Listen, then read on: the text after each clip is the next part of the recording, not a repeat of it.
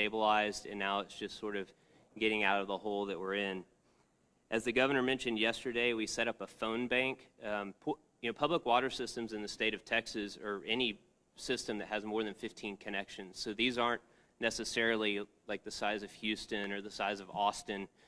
These are rural connections and rural water systems as well. So we've set up a phone bank to assist with finding lab space and with technical questions. So if you are a public water system operator and you're trying to find your contracted lab is not open, you can call our phone bank and we will connect you with a lab where you can take your samples to lift your boil water notice. If you have a technical question, we will find the right answer for you as well. So that's up and running. It's up from 7 in the morning until 10 o'clock at night on a daily basis, and we will keep that, we will stand that up until it is not needed anymore. We currently have labs set up to run all weekend as well, so as the samples come in to lift these boil water notices, labs are ready to take them. We've worked closely with our partners at EPA, and we have 3 mobile labs that are going to be set up across the state. We have a number of river authorities who have agreed to keep their labs open. The state of Arkansas has offered to help as well. And then our larger municipalities, many of them have their own labs, private labs that they use, and they've offered to allow the surrounding communities to use those labs. And the city of Corpus Christi, at no cost, has offered that, which is really it's really great to see some of these larger municipalities step up and help out their neighbors. Right now, we have the capacity in those labs to handle the samples that are required to lift boil water notices. We ran some numbers last night, and so we feel pretty good that we're in a good place there with all the additional labs that we've brought online. I'd like to talk, I know that we've talked every day about water. I'm going to shift just for a second because we haven't had time to talk about some of the other things that we do as an agency. As you know, we monitor the air across the state of Texas, and we have a number of petrochemical industries that have shut down because of the extreme weather, and those facilities will be starting up over the course of the next week. In order to be prepared for that, we have staff already in the field. We had a number of air monitors that went down because of the cold weather. They didn't have power. We have staff in the field getting those up and going now. We have staff in the field doing handheld monitoring. Our goal through the startup of these large facilities all along the Gulf Coast is that we will have data from before, during, and after the startup of those facilities. So we have staff in the field doing that right now as we speak. We also handle waste in the state of Texas, and I think a lot of homeowners, probably cities, organizations, businesses, a lot of folks are probably going to be asking questions about waste. What do I do with all the waste? In some ways, we're seeing some parallels between what we're experiencing here and hurricanes, and as you know, we're used to dealing with hurricanes. We're not necessarily used to dealing with blizzards. And so what do you do with your drywall if you had a pipe break? What do you do with your carpet if it's been soaked because you had a pipe rupture? We have all of that available on our website, guidance documents about what you can do and how you separate that. It's at tceq.texas.gov, and if you have questions, you can go there. We have an incident page that you can follow, and we have everything there that you need. With that, Chief, that concludes my update, and I'm happy to take questions. Great. So thank you all, and again, we'll stay here with you as long as you want. And for a little bit of order, if you don't mind, if we can just start and we'll work our way back and forth going through questions. Y'all okay with that? Good for you? Fox News, ma'am, any questions? You want to start? We'll work our way down the list. Okay. All right. Wes? Thanks, Chief. I want to ask about adding more counties to the disaster declaration. Is there any effort at the state level to try and get more Texas counties added? Some areas were impacted in different ways, not necessarily the same way, and so I'm wondering what the status of those other counties is. Yeah, Wes, thank you for opening that up so we can explain that. I think everybody's aware that Governor Abbott asked for a major disaster declaration for all 254 Texas counties for both individual assistance and public assistance. And I want to take a little bit of time to try to explain the difference between the two, what the White House granted us, and then what we will continue to do to get closer to what Governor Abbott asked for. And so first, individual assistance is FEMA funds that go straight to homeowners and renters. And there's a cap on those funds. Right now, the cap is $36,000 for IA and then another $36,000 for other needs assistance. We refer to that as ONA. Now, the people in the 77 counties that were declared will need to start registering with FEMA, and as you know, early this morning, over 1,700 had already successfully registered. We believe that number will continue to grow.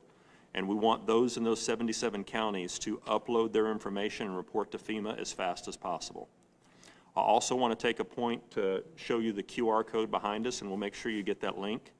That is a system that we've developed in-house here at TDIM, so kind of like your auto insurance is right now, where you can take a picture of your claim and send it in. We've built this system so that homeowners and renters across Texas can report to us their damages so that we can much faster report that information back up to FEMA. We do want all 254 counties added. I think also if you look at the other screen there to the right, you'll see the cold temperatures and then the hours of time we were below freezing. Most Texans do not winterize their homes. It would be counterproductive into the hot months that we have. And so we know that there are a lot of broken pipes out there, and using this QR code and the system that we have, that will help us track that information and more accurately report that information. On the public assistance side, the governor asked for all categories of public assistance. What was granted was category B, the emergency protective measures.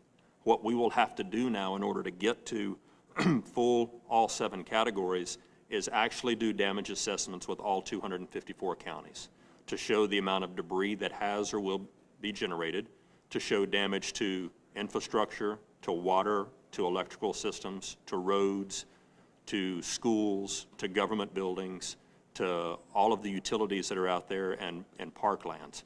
We will have to show county by county, dollar by dollar, to show that each county exceeds its thresholds. Now, in my opinion, I don't think we will have a county that does not exceed its threshold. But the decision from our federal partners was to actually go through and count these county by county. My commitment to all of the Texans out there is we will do our part to make sure that we get you added on. Yes, sir. To kind of go off that, do you know what exactly the White House, what criteria the White House went to decide which counties get the individual assistance? And I guess what steps is the state taking right now to educate folks in these areas that have the individual assistance to give them the education to apply for it and all that type of stuff? Yes, sir. It's not, the criteria that is used is written in code. It's 44 CFR. So you can go through there and see what they normally look at. The actual data sets that FEMA and the White House use to make this declaration at this point, we're not aware of. They generally, as a rule, don't share that level of detail with us. But again, they're committed to helping us go through the process for the other 177 counties to make sure that we get those added on. And I didn't hear the second part of your question. I guess what steps does the state need to take right now to educate folks in the counties that are approved for individual assistance to go ahead and apply for, like how they need to apply for FEMA? And so there is the number that FEMA put out on their website, disasterassistance.gov is the website they can go to. There's an 800 number that we'll share with you that they can call and register. And then for those that were not in one of those 77 counties, I need your help getting this QR code out so they can start filling out that data.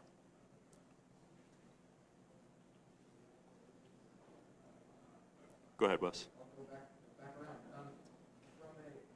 From a timeline perspective, I'm talking about getting a request for water for a blanket or a generator, probably not a blanket, but what is the timeline for when someone submits the request for that supply like water to getting it into the hands of the person who needs it?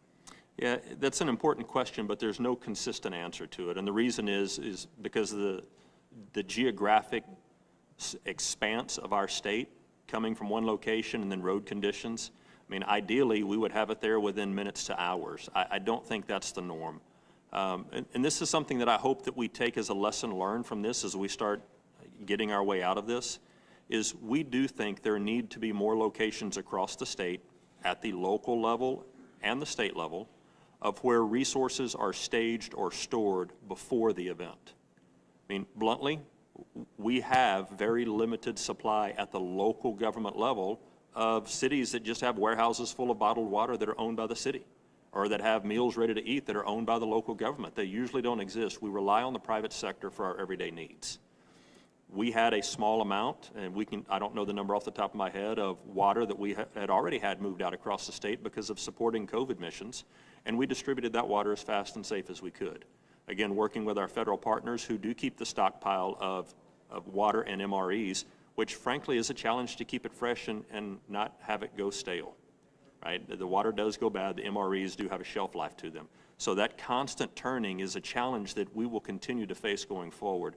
We just all, as a local government and state and as a nation, are going to have to get a lot better. It's no different, Wes, than when we saw the pandemic hit and the strategic national stockpile had expired PPE in it. I mean, we as a nation have got to get better at doing this, and it's got to start at the local level.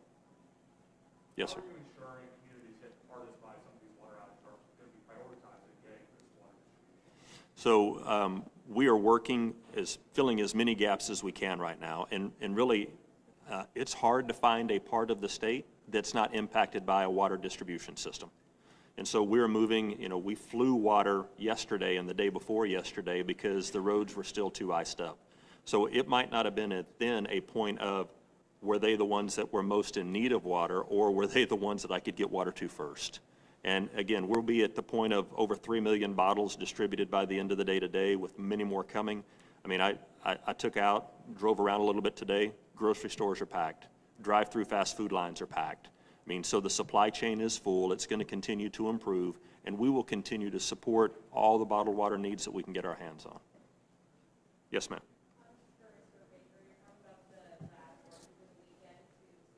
Water. Can you kind of walk us through what that looks like, how long it will take, and then you also said that 64 of the boil water orders have been rescinded, and if you could remind me how many are left. Right, so I'll start with the labs. So when a boil water notice gets put into place, there's several reasons for that. So if a pipe breaks and it causes a drop in the pressure, you have to think about those systems are usually closed to the air, closed to the dirt. Pipe breaks, that stuff gets into the system and can contaminate it. Or if there's a lack of power and they lose pressure, what happens there is that the water actually will flow backwards into the system. And so you may have stuff that's in, the pressure inside the system keeps it safe because it pushes, I guess kind of the bad stuff to the ends of it. But a simple explanation would be something like a front yard sprinkler system. So the pressure drops, a backflow prevention device fails, and then that water that might be sitting in there flows back into the drinking water system, which can cause all sorts of issues. So what you have to do is you have to then flush the system, make sure that the integrity is good, but then you have to test the system, and that's you have to test it for bacteria, and that's where the labs come in. It takes about 24 hours to run those samples because you have to grow cultures, and then you have to sort of see what the water looks like at the end of that before you can clear the actual system. So once they get to a point where it's testing, you've got about a 24-hour window at that point. So that's why the labs are so crucial in this chain of getting those boil water notices lifted as soon as possible. So we have 64 that are out, but we still have about 1,400, a little bit more, 1,445 that are still being impacted in some form or fashion, with, it looks like 1,318 that still have a boil water notice in place at this.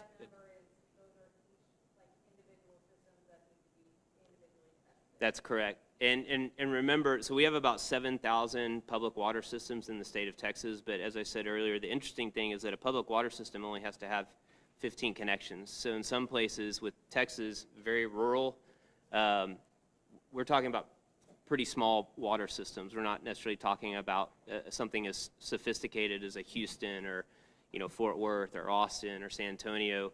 And so that's really where our phone bank comes in, is to really try to find connections for those systems if they need the assistance to get to those labs. Sorry, and so can you say how many labs are working to do this? Oh, over the course of the weekend, I think that we have at least 79 that are going to be working throughout the weekend, so they're open right now. And then we'll have at least 92 that are qualified to run. The challenge is the weather created issues for the labs too. Just like I think it created issues for everyone trying to get to where they needed to be. But right now, the capacity that we have with the labs, based on our calculations, would say that we have enough space to be able to run the samples that we need to as they come in.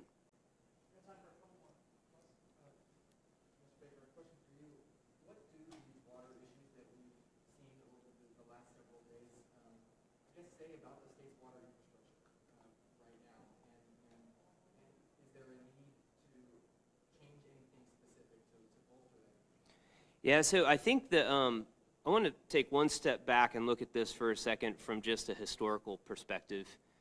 We've never seen a weather event, a winter weather event like this in the state of Texas in recorded history that I'm aware of. So our systems, water systems, are really built for heat, sort of to the chief's point about homes being winterized here. We saw multiple sort of failure points. So for example, a water system may have power that runs it, and then they're required to have backup power. But when the primary power provider doesn't have power, but then the backup power provider also doesn't have power, that's an issue. The generators are maybe heat generators, so built to run in the middle of the summer when it's really hot outside, not necessarily built to run when you have 5 to 7 days of extremely cold temperatures. And so this has been a huge learning experience. We didn't have these issues. I'm not aware of ever having issues of this magnitude from a water system standpoint in the history of the state. So we are not going to let this event, we're going to take full advantage of this event to learn. We're going to do a full review of all of the regulations that we have in place. You know, these water systems operate under a mix of federal and state regulations, and we're going to do a full review of those regulations to see where it makes sense to maybe harden that infrastructure a little bit. In some cases, it's just hard. So for example, some cities, those pipes maybe aren't buried deep enough, you know, and so that's why you see all the water main breaks. And that's just a function of we're not the Northeast. We're not Minnesota. And so, but we are going to be taking a hard look at all of those regulations to see where it makes sense to harden that infrastructure. So if this happens again in our lifetime, we will be prepared for it. Follow up on that. I know right now the focus right now is recovery, but at what point do you start kind of that process of kind of reviewing what went wrong and how to fix it in the future? What point do you start? We already have that. We're already starting that list right now. You know, so as we're doing our, you know, I've got 2 daily briefings a day with my staff. As we do that, we put down markers and sort of say that's a marker. Put it down. We're going to come back to that and make that part of this review process. And so this will be an ongoing process. It's not going to be quick. You know, it is going to involve the local municipalities, especially our large and our rural water providers, because they're the ones running these systems. And so we need to have them at the table too to say, hey, what worked, what didn't work, where could we get this, where could we do this better? And so I think as I envision it going forward, some sort of task force with us, local municipalities, rural water providers, where we all sit down and say what makes sense and how do we make sure it doesn't happen again. Chief, quick question for you about alerting capability. Does TDEM or the state as a whole have a way to blast out notification alerts or any kind of disaster alert to Texans, or would you rather leave that to the individual entities, the local citizen? Yep. So the first part of the answer to the question is we have access to emergency notification systems. And I want to pause there. I'll tell you several times, just last legislative session, House Bill 34 and Senate Bill 2352 were titled Statewide Disaster Alert Systems. They never made it to the governor's desk. The reason for that, Wes, is all disasters are local. That's our national mantra. That's how we plan, that's how we train, that's how we exercise. And every time that one of these bills comes forward, the local governments realize and the citizens realized information is best shared by those closest to the problem. And so what we don't want is me sitting here in Austin being the person responsible for alerting Amarillo and El Paso and Brownsville and Beaumont. because their local elected officials are much closer to the problem and have much better information than we do. I can tell you, every one of the 254 counties and every one of the 1,216 cities is covered by multiple reverse 911, code red, Everbridge, you name the name, of emergency reverse alerting system. They're done at the utility level, they're done at the local government level, they're done at the school district level, and many of us got messages like that from our utility providers and our local governments. The emergency alert system was designed for use by the president back in the, excuse me, the 80s when it was designed. So the thing about communication and about alerting the public, it does need to be at the level that is closest to the problem. And remember also under state law, a mayor and a county judge are the only ones that can mandate an evacuation. The idea by having it that those people closest to whatever the problem is make the decision means usually a better decision is made. And that coordination amongst those entities is key. And so are there systems in place? Yes. Did every local government take advantage of or use those systems? No. Yes, ma'am.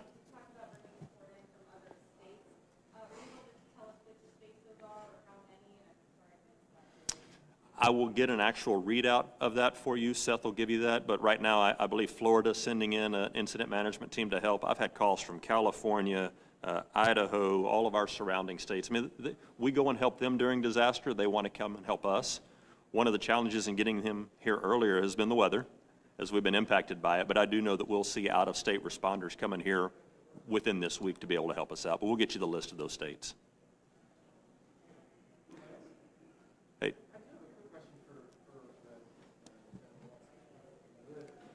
Personnel standpoint, how has the weather impacted the COVID mission? I mean, I understand that most of some aspects of that mission, come to a halt when no one's coming out to get a vaccine or a test. But from an overall standpoint, can you touch on that a little bit? So, as far as what the Guard is doing for the COVID mission, a lot of like our vaccine teams and all that have been stood up, they were kept in because they're in vans. Ice on a road is not good for a van, civilian vans.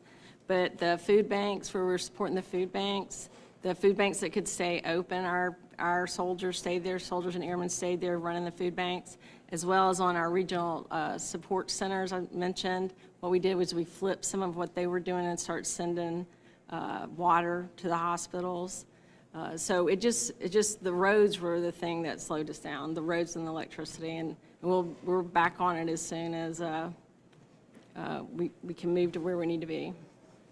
I guess the final thing again is please share that QR code. Help us get that message out so people can, in homes and apartments, rented or owned, help us get that message out to have them report their damages to us. And again, thank y'all for all that you're doing, helping us get this message out, and y'all be safe on the roads.